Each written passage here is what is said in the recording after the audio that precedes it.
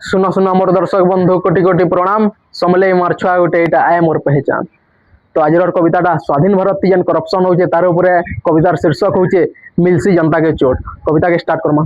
देश छाड़ी गले इंग्रेज माने बोली कहला आमे भारत स्वाधीन, देश छाड़ी गले इंग्रेज माने बोली कहला आमे भारत स्वाधीन, हेले रही गला ताकर नीति नियम और रही गला सबु आईन।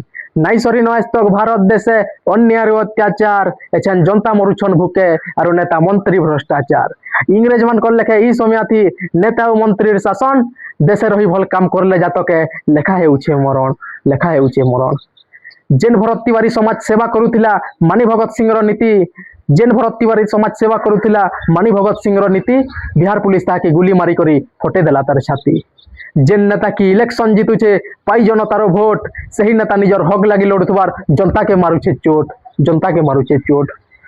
सुनो सुनो मोर भारतवासी भाभी चिंती देव भोट, नहीं देखबो के बेसी मत देला के बेसी नोट, नहीं देखबो के बेसी मत देला के बेसी नोट, और नोट पाई भोट देले से मिलसी जनता के चोट, मिलसी जनता के चोट, मिलसी जनता के चोट।